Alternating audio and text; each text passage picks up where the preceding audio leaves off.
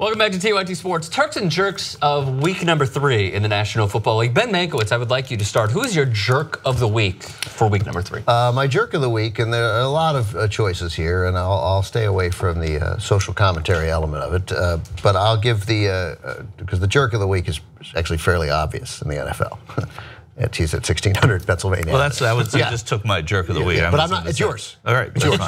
The jerk of the week is Bill O'Brien, because it's the same sort of conservative thinking that I think costs teams games, particularly games where you're a 13.5-point underdog against the Patriots playing in Foxborough. He had 4th and less than half a yard with under 2:30 to play. The Patriots had just 1 timeout left. He was up 2 points. He decided to have Fairbairn from UCLA, kick a 32-yard field goal to put him up 5. There's obvious logic in being up 5. The Patriots have to score a touchdown. They can't win the game with a field goal. It's not like I don't understand his logic. It's not unreasonable what he did. But it's ultimately wrong because, first of all, they'd run the hell out of the ball. They were stopped on the previous play on 3rd and very short, but that was the first time I read in 18 plays that they'd been stopped in any way by the very tired Patriot defense. Lamar Miller had run the ball very effectively. You have a very big, mobile quarterback capable of getting that yard. And if you get that half yard, you almost certainly win the game.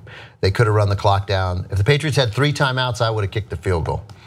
Maybe. I still would have tried to score a touchdown and win the game, but it's a more defendable situation. But with only 1 timeout, a first down allows you to run that clock down to about 32 seconds and then kick the field goal. Yep. And in 32 seconds, even Tom Brady is probably not going the length of the field with no timeouts, and you would have won the game. And if you don't get it, you still can stop them. I just want to point that out. You're still capable of playing defense, but the Patriots probably would have won it on a field goal rather than a touchdown if you don't get it. Right. I just don't think you give Tom Brady 2 minutes and the ball when he can win the game with a touchdown in a game where they've already scored 28 points. So at home, nonetheless. It's just a way of thinking, and the traditional way of thinking in the NFL has always been the way Bill O'Brien thought, which was the conservative safe play is to come in and kick the field goal. I would like to point out you could also miss the field goal.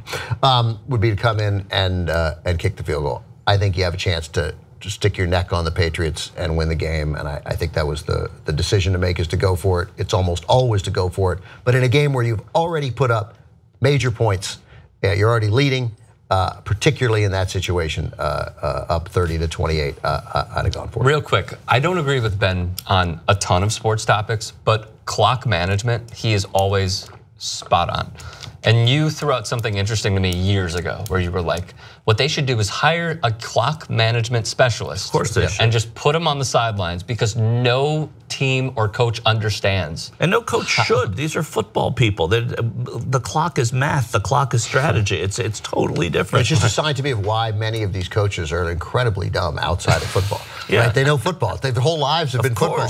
You throw it, and there are a few, of course, who do understand it and understand it well, and they win. But Bill Belichick understands it. He gets it. Yep. I was watching. You're winning all the time. I watched a lot of college football on Saturday, and in 2 games that I was watching, teams at the end of the first half were setting themselves up to kick a field goal with somewhere between 48 seconds and a minute in games where touchdowns had been scored, and the other team had timeouts, and they just didn't call it. They're just saying, in college, where you stop the clock after a first down, for crying out loud, they were just saying, I don't want a possession with 48 seconds where we could drive 40 yards and kick a field goal.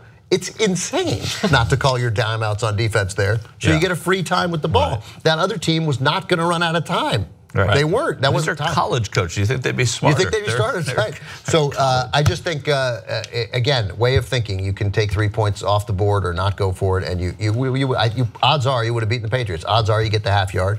You have talented players there. That's the 4th quarter. The Patriots are tired, and if you get the first down, your win probability soars into the high 90s. Michael?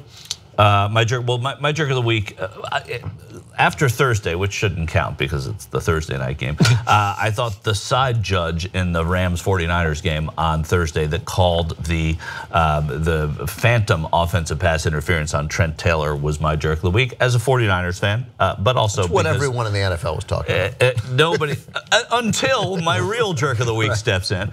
Donald Trump has been the jerk of many weeks, will be the jerk of future weeks all over the world. Stepping into football the way he did yesterday made him, without question, the jerk of the week, if only because it distracted attention away from what was an unbelievable week of football. I mean, these were just fantastic finishes, amazing personal accomplishments.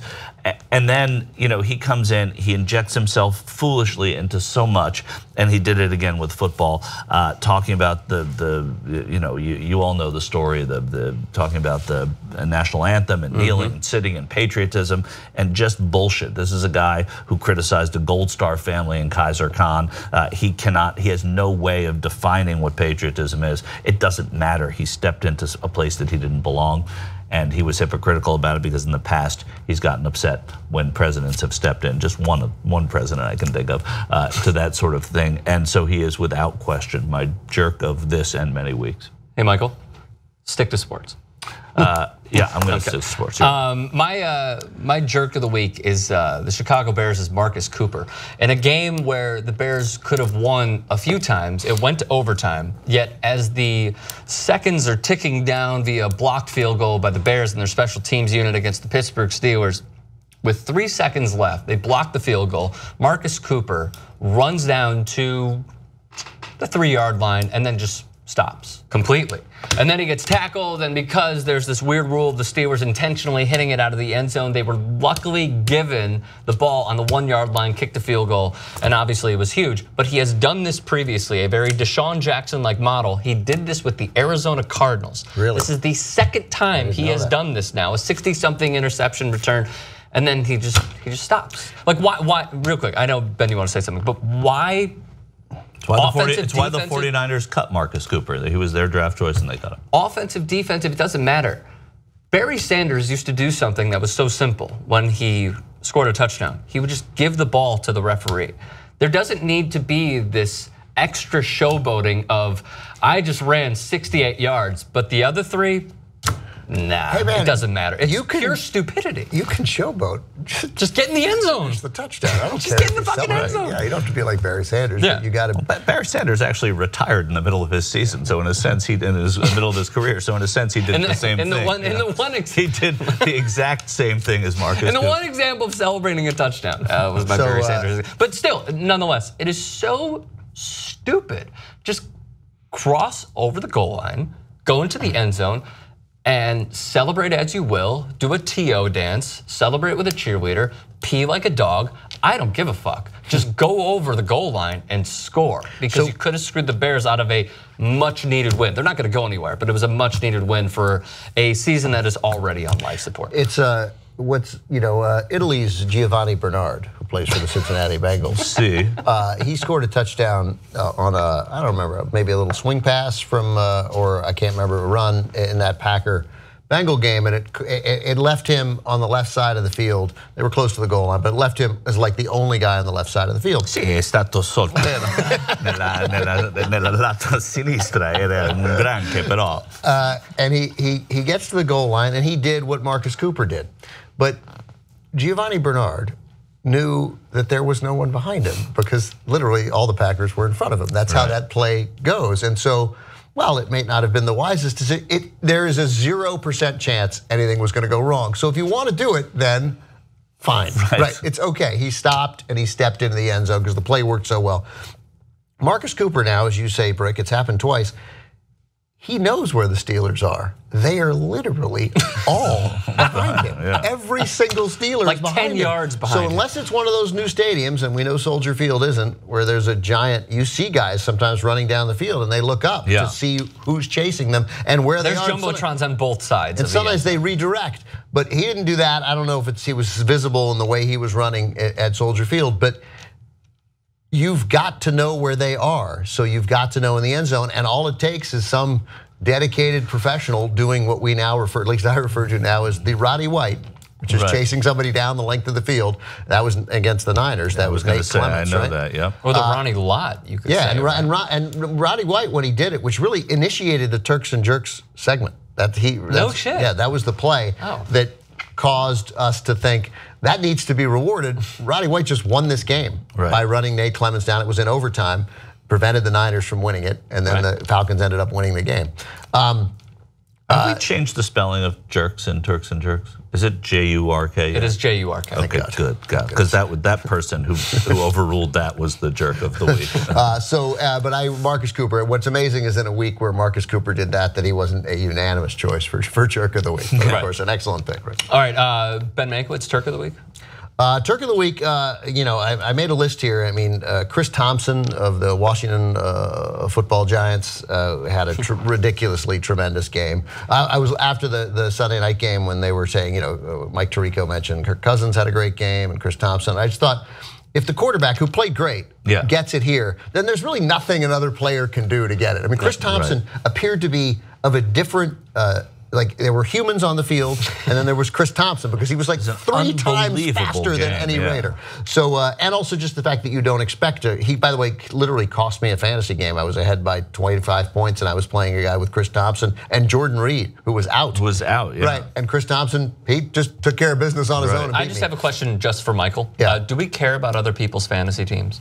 I don't. No, we don't. I don't either. No, I'm just saying around the country, Chris Thompson probably dealt. That was probably a blow to many people. Although a boon to my son Owen, who picked him up during the week. That's the only time I allow it. I only care about his fantasy. So Chris Thompson, Jake Elliott, Odell Beckham, Kurt KC3. The Washington defense, the protests who really deserve. Just take everything good that happened yesterday, but when we each have to do a Turk of the week, just take everything. Alejandro Villanueva, right? Who sort of the Steelers did a noble thing, right? And do you have anything left? Stephon Diggs, maybe one of you wanted to mention. I was going to say, yeah, right. But I'm going to give it to the NFL because I want. Normally, I don't have any interest in defending the league as a whole. But here's where Donald Trump was wrong. He's talking about ratings down. There's so many things wrong with that. First of all, ratings will be up this week by the time the Dallas Cowboys finish playing on Monday night. The ratings were down in the first 2 weeks for a couple of reasons. One, the first Thursday night game this year was on the NFL Network, whereas last year it was on CBS, which makes an enormously huge difference. Hurricane Irma made a huge impact in keeping the ratings down in week 1. They also weren't down that much. And the NFL has set an impossibly high standard, which it cannot hope to keep. Some weeks are going to be down. It is by so far and away the most highly rated sport on television, making it a incredibly coveted watched property. The notion that ESPN's ratings were down, which Donald Trump talked about during the Jamel Hill incident, was ridiculous in the sense that ESPN's ratings aren't down any more than any other cable channel. People aren't cutting ties with ESPN; they're cutting the cord for cable, and ESPN is part of that. Again, Donald Trump misleading you, lying to you, and keeping you talking about things that don't matter, presumably for perhaps other reasons. But here the NFL, his fixation, by the way, with ratings being down. Yes. Of all people to be talking about ratings down. The ESPN or Bill Barnwell wrote a thing. I guess they talk about the excitement index, which is basically just a mathematical formula, thing, right? But it registers the sum of all changes in win expectancy throughout a game. So if that changes a lot, then it's an exciting game. This week was the 7th best ever. And it was basically the red zone race. So for Red Zone channel, it was an unbelievable week. And the Lions, Falcons, the Texas Patriots, the Giants and the Eagles, and Chicago and the Steelers, those were all thrilling finishes, and they all happened a few minutes of each other. By the way, the Thursday night game too. The Thursday night game was amazing. 41-39. It was an amazing game. I bet the under in that game, and then compounded it by continuing to bet other unders offered live, because you're like, well, eventually the defenses will play well and they'll stop scoring, and it just never happened. It was just, so in that sense, it was a thrilling game. It just defied every expectation you had about that game. So it was a great week for the NFL. Ratings will be up. Donald Trump is lying about this in addition to everything else, and a thrilling week and a reminder of why the NFL is such a thrill to watch and to be a fan of, despite all the reasons not to watch it, and they are mounting. Michael? I'm going to go with, and I'm a little 49ers centric, but my Turks of the week are former 49ers defensive coordinator Greg Manusky and former 49ers head coach Jim Tomsula, who you mentioned in an overall way. They now run the Redskins defense. I thought it was unbelievable what the Redskins defense came out playing like yesterday. I mean, I thought that they were going to get their clocks cleaned, that they weren't going to be able to get through that offensive line to the Raiders, that David Carr was just going to be over-prepared. Bad throws by David Carr, by the way. Well, yeah, he didn't play well, but he had lots of pressure on him the whole time. Bad snaps too. Yeah. So I was really impressed by Washington yesterday. I just thought they looked really good, and I thought their defense looked really good. And the reason why, they held the Raiders to under 100 yards. They may have gone over in the last 30 yards of the game, but it was remarkable. So Jim Tomsula and Greg Minuski in reverse order are my Turks of the week. Lastly, Vernon Davis did well for the he did scored a touchdown.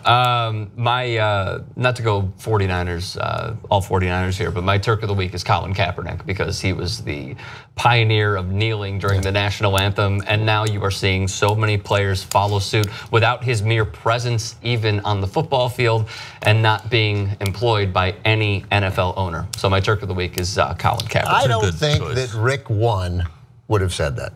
Rick 1.0. I think only Rick 2.0 comes back. That comes back and says I think you would have kept it on sports. You would have been a little hesitant. Jacoby Brissett, because he did this. Oh yeah, but first of all, you would have found a bear. Right? You would have found a bear. Mike Glennon, Turk of the week. Yeah, totally. So that's great. Good to see. No, that was good. And listen, I spent so much time in my life criticizing Colin Kaepernick. I couldn't stand him as the 49ers quarterback. And now there's no one in sports I like more than Colin Kaepernick. Even if the 49ers signed him, I'd even be happy. You would? For a week. For Brian Hoyer? I know. Listen, he's better than Hoyer. I'd rather see the kid. I'd rather see Beathard get a shot. But honestly, I'd rather see him. Serious question. Would you rather have Mike Glennon or Brian Hoyer?